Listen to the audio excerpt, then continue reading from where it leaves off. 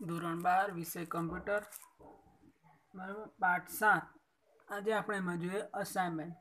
હવે જાવામાં જે પદાવલી અસાઇનમેન્ટ પ્રક્રિયક એટલે કે કૌંસની અંદર ઇઝ ઇક્વલ ટુ બરાબર ધરાવતી હોય તેને સામાન્ય રીતે અસાઇનમેન્ટ સ્ટેટમેન્ટ સોંપણી કરતું વિધાન કહેવામાં આવે છે। બરાબર લખેલું એટલે શું કહેવાય એને? અસાઇનમેન્ટ પ્રક્રિયક એટલે કે અસાઇનમેન્ટ સોંપણી કરતું વિધાન કહેવામાં આવે છે।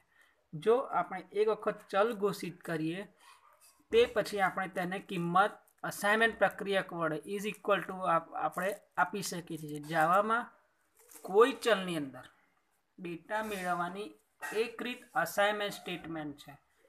અસાઇનમેન્ટ સ્ટેટમેન્ટનું સ્વરૂપ કેવું હોય છે એ આપણે જોઈએ તો પહેલું કે આપણે અહીંયા આગળ ચલ ઘોષિત કરી દઈશું। અહીંયા આગળ શું લખવાનું? ચલ, અને પછી આ ઇઝ ઇક્વલ ટુ એટલે કે અસાઇનમેન્ટ પ્રક્રિયક આપણે અહીંયા આગળ પદાવલી એટલે કે પછી વેરિયેબલ અને એક્સપ્રેશન। હવે અહીં એક્સપ્રેશન એ શું છે? ડેટા કિંમતની નિર્દેશ કે ગણતરીનો ઉલ્લેખ છે। આ એક્સપ્રેશન જે છે એ ડેટા કિંમતની નિર્દેશ કે ગણતરીનો ઉલ્લેખ છે। અને જ્યારે અસાઇનમેન્ટ વિધાનોનો અમલ થાય છે ત્યારે સૌ પ્રથમ શું કરવામાં આવે? આગળ ઇઝ ઇક્વલ ટુનું ચિહ્ન જમણી બાજુની પદાવલીની કિંમત શોધવામાં આવે છે અને ઇઝ ઇક્વલ ટુ મૂકેલું હોય એની શું કહે? ચિહ્નની જમણી બાજુ જે કિંમત લખી હોય એને શોધવામાં આવે અને તેના પરિણામે બરાબરનું ચિહ્નની ડાબી બાજુના ચલને અમલમાં મૂકવામાં આવે છે। ઉદાહરણ આપણે જોઈએ કે એક સાદું અસાઇનમેન્ટ વિધાનનો રેટ બરાબર રેટ કરીને બરાબરનું ચિહ્ન પછી 10 0.2f છે। હવે અસાઇનમેન્ટમાં વિધાનમાં જો તમે ચલ શું કહ્યો છે? આપણે રેટ કહ્યો છે અને પદાવલી એક્સપ્રેશનની સંખ્યા કેટલી છે? 10.02f છે। હવે આ વિધાનોનો અમલ થવાથી ફ્લોટ પ્રકારના ચલ શું કહેવાય? રેટ। આ જે આ રેટ છે એની કિંમત બદલાઈને આ એફ નીકળી જશે, ખાલી શું માત્ર રહેશે? 10.0.2 જ રહેશે બરાબર, કારણ કે ફ્લેટ પ્રકારના ચલ છે। હવે રેટની કિંમત શું થઈ જાય? 10.02 થઈ જશે। હવે બીજો અસાઇનમેન્ટ વિધાન લઈએ આપણે એમાં બેલેન્સ, તો બેલેન્સ પછી બરાબર છે બરાબર, પછી બેલેન્સ પછી માઇનસ કોસ્ટ છે। હવે બેલેન્સ એ શું છે? પ્રથમ ચલ છે અને કોસ્ટની મેમરીમાં રહેલી કિંમતનો ઉપયોગ કરીને એટલે કે આમાં જે મેમરી રહેલી એની કિંમતનો ઉપયોગ કરીને પદાવલી બેલેન્સ માઇનસ કોસ્ટ શોધવામાં આવે અને તે પછી ચલ આ જે બેલેન્સની જૂની કિંમતને બદલીને આની જે જૂની કિંમત જે હતી એને શું કરવાનું? બદલીને પરિણામની કિંમત મૂકવાની, જે આ બેને જે પરિણામ આવે એને એ મૂકવાનું હશે બેલેન્સની જૂની કિંમતને બદલીને। હવે જ્યારે પદાવલીની જમણી બાજુએ કોઈ ચલ વાપરવામાં આવે ત્યારે તેનો અર્થ એ થયો છે કે ચલમાં કિંમત સંગ્રહેલી છે। જ્યારે અસાઇનમેન્ટ સ્ટેટમેન્ટની ડાબી બાજુએ ચલ વાપરવામાં આવે ત્યારે કોઈ મેમરી સ્થાનકનો શું કરે છે? નિર્દેશ કરે છે કે જેને ચલનું નામ આપેલું હોય છે અને જેમાં કિંમત મૂકવામાં આવે છે। આથી પદાવલીની ડાબી બાજુના ચલને લેવલ કહેવામાં આવે છે અને જે મેમરીના સ્થાનાંકનો નિર્દેશ કરે છે। હવે આપણે જોઈએ કે અસાઇનમેન્ટ સ્ટેટમેન્ટની જમણી બાજુની પદાવલીનો પ્રકાર ડાબી બાજુના ચલના પ્રકાર જેવો કે જે જમણી બાજુ જે પદાવલીનો પ્રકાર છે એ જ પ્રકાર તમારે ડાબી બાજુ પણ હોવો જોઈએ। જો તે બંને એક સાથે મેળ ના ખાય તો પદાવલીની કિંમત આપમેળે શું થઈ જાય? ઓટોમેટિક ચલના પ્રકાર સાથે મેળ ખાય છે અને તે પ્રમાણે રૂપાંતર થાય છે। બીજું કે જો ડાબી બાજુના ચલના કરતાં પદાવલીનો ડેટા પ્રકાર ઊંચો હોય એટલે કે મોટો હોય તો ચોક્કસ સમસ્યાને કારણે ભૂલ પણ થઈ શકે છે। ઉદાહરણ તરીકે આપણે ઇન્ટમાંથી શોર્ટ કે ડબલમાંથી ફ્લોટમાં આપોઆપ રૂપાંતર થઈ શકે નહીં। હવે આગળ જોઈએ કે શોર્ટ હેન્ડ અસાઇનમેન્ટ પ્રક્રિયા, એટલે કે જાવા પણ અસાઇનમેન્ટની શોર્ટ હેન્ડ આવૃત્તિ પૂરી પાડે છે। તે શું કરે છે કે તે ટાઈપ કરવાનો પણ આપણને સમય બચાવે છે અને તેનું સ્વરૂપ વેરિયેબલ, ઓપરેશન, એક્સપ્રેશન હોય છે। તેની અસર variable is equal two variable operator અને એક્સપ્રેશન સમાન જ હોય છે અને અહીં પ્રક્રિયક બે સંકાર્ય વાપરતું દ્વિપદી એટલે કે બાઇનરી પ્રક્રિયક હોવું જોઈએ બરાબર।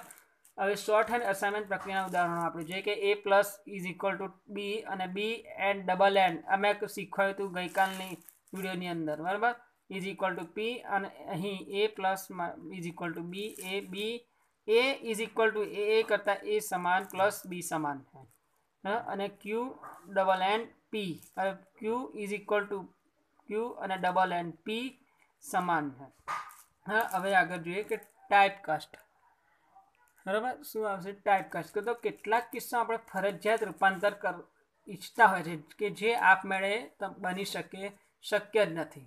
હવે આ માટે આપણે જે વાપરીએ છીએ તેને શું કહે છે? ટાઈપકાસ્ટ કહેવામાં આવે છે. અને આપણે જે કિંમતનું રૂપાંતર કરવા ઈચ્છતા હોય, એટલે કે તમે જે કિંમતને બદલવા હોય તેની આગળ કૌંસમાં ટાઈપ નેમ શું લખવાનું? ટાઈપ નેમ લખીને ટાઈપકાસ્ટ જણાવી શકે છે. અને તેનું સ્વરૂપ ડેટા ટાઈપ અને એક્સપિરિયન્સમાં હોય છે. ઉદાહરણ તરીકે જો ઇન્ટ એ શોર્ટ બી. હવે એ ઇઝ ઇક્વલ ટુ 17. હવે શું કહેવાય? એની જગ્યાએ એણે શું કર્યું? બી અને પછી શોર્ટ એ લખ્યું. એવું ટાઈપ નેમ લખીને ટાઈપકાસ્ટ, એટલે કે આ ટાઈપકાસ્ટ કહેવાય. અહીં એનું ટાઈપકાસ્ટ જો વાપરીને અને શોર્ટ પ્રકારની આ લખી દીધું મેં કહ્યું હતું. આને શું કહેવાય? ટાઈપકાસ્ટ. શોર્ટ પ્રકારની કિંમત ચોક્કસપણે એક્સપ્લિસિટી રૂપાંતર કરી શકે, એટલે કે આને ટાઈપકાસ્ટ કહેવાય. અને જાવા પ્રક્રિયકોના પ્રિસિડન્સ અને એસોસિએટિવિટી, કે જ્યારે પદાવલીમાં કેટલાક પ્રક્રિયકો હોય ત્યારે પદાવલીના પ્રક્રિયકોની કયા ક્રમમાં ગણતરી કરવી તે જણાવતા સારી રીતે વ્યાખ્યાયિત કરેલા નિયમો જાવા ધરાવે છે. અને આ પ્રક્રિયકોની અગ્રતા પ્રમાણે પદાવલીની ગણતરી કરવામાં આવે છે.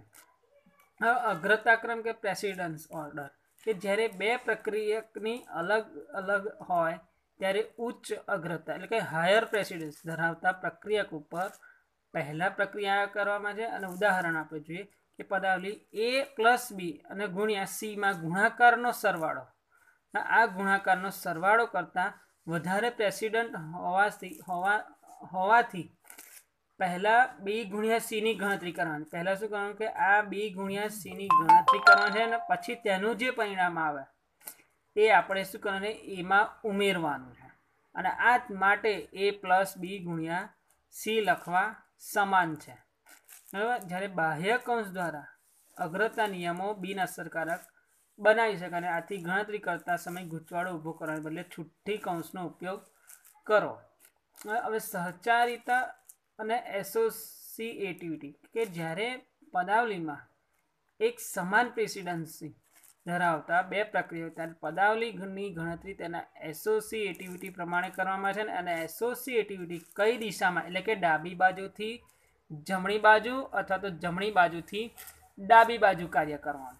અહીં શું છે કે ડાબી બાજુથી જમણી બાજુ અને જમણી બાજુથી ડાબી બાજુ, એમ બંને બાજુ કાર્ય કરવાનું નક્કી કરે છે. તે મોટાભાગના કિસ્સામાં એસોસિએટિવ ડાબી બાજુથી જમણી બાજુ હોય છે. અને એકપદી કાર્ય અને અસાઇનમેન્ટમાં તે શું છે? જમણીથી ડાબી બાજુ. પહેલામાં એસોસિએટિવિટીમાં ડાબીથી જમણી બાજુ હોય છે, અને જ્યારે એકપદી કાર્યોમાં જમણીથી ડાબી બાજુ હોય છે. બરાબર. આપણે જોઈએ કે જેનો ક્રમ સૌથી વધારે પ્રેસિડન્સીથી ઓછી પ્રેસિડન્સી છે તેની ગણતરી છેલ્લી થાય છે. તે આ પ્રમાણે અહીં આગળ જોઈએ. જો આ કોષ્ટક છે, એમાં ઓપરેશન, ઓપરેટર્સ અને એસોસિએટિવ. હવે જો અહીં લખ્યું unary operators, plus plus minus minus ઉદ્ગાચિહ્ન, અનરે માઇનસ એન્ડ. બરાબર. ટાઈપકાસ્ટ એમાં right to left, multiplication, division અને મોડ્યુલ્સ. એમાં જો એનો એસોસિએટિવિટી લેફ્ટ ટુ રાઇટ, એટલે કે લેફ્ટથી રાઇટ. અને એડિશન અને સબસ્ક્રિપ્શન, એમાં જો એમાં શું છે? એસોસિએટિવિટી લેફ્ટથી રાઇટ થાય. અને રિલેશન ઓપરેટર્સ, એટલે કે greater than, less than, greater than, is equal, less than, is equal. બરાબર. એમાં શું થાય? લેફ્ટથી રાઇટ. બરાબર. રિલેશન ઓપરેટરમાં ઇઝ ઇક્વલ ટુ, બરાબર. હવે એમાં શું છે? ઇક્વાલિટી એન્ડ ઇક્વાલિટી, એટલે કે આ નહીં અથવા તો આ, એમાં લેફ્ટથી રાઇટ. હવે લોજિકલ એન્ડ, લોજિકલ એન્ડ મેં કહું તો ડબલ એન્ડ, એટલે કે લેફ્ટથી રાઇટ એસોસિએટિવ. લોજિકલ ઓર એટલે ઊભી લીટીઓ, એમાં લેફ્ટથી રાઇટ. આ રીતે પ્રક્રિયકો અને તેનું પ્રેસિડન્સીનું કોષ્ટક જોયું. હવે એમાં જોઈએ એના ઉદાહરણ, કે જો x is equal to y અને is equal to z is equal to 7 ને x y z z y 7 તરીકે ગણે ત્રણેય ચલના કિંમતમાં શું મળશે? આપણને 7 મળશે. હવે આ અસાઇનમેન્ટ પ્રક્રિયા જમણીથી ડાબી બાજુ એસોસિએટિવને કારણે. હવે તમને યાદ છે કે અસાઇનમેન્ટ એક પ્રક્રિયક છે ને અસાઇનમેન્ટ સ્ટેટમેન્ટની કિંમત જમણી બાજુની પદાવલી બરાબર છે. આથી X is equal to Y is equal to Z બરાબર કેટલા થાય? 7. પહેલાં ઝેડ બરાબર 7ની ગણતરી હતી. અહીંયા આગળ જો તમે ઝેડ બરાબર શું થયું, પહેલાં 7ની ગણતરી થાય. હવે તે ચલને ઝેડની કિંમતમાં 7 શું કરે છે, એસાઇન કરે છે, અને પદાવલીની ઝેડ બરાબર 7ની કિંમત પણ 7 જ છે, અને આથી તે પદાવલીને x = y = ઝેડ બરાબર 7 જ બનાવે. બરાબર. અહીં તમે જો છો 72, 2, 3. હવે 72 ભાગ્યા 2 ભાગ્યા 3 તરીકે ગણો તો કારણ કે પ્રક્રિયકની શું છે, હવે આમાં ડાબીથી જમણી બાજુની એસોસિએટી છે. એટલે કે જાવા ભાષાના વિગતવાર વર્ણનમાં કોઈ ચોક્કસ પ્રક્રિયક અગ્રતા ક્રમ કોષ્ટક નથી, અને વેબ પર તથા પાઠ્યપુસ્તકોમાં ઉપલબ્ધ કોષ્ટકો નાની બાબતો સંમત થતા નથી. માટે હવે આગળની વિડીયોમાં આપણે કંટ્રોલ સ્ટ્રક્ચર વિશેની માહિતી મેળવીશું.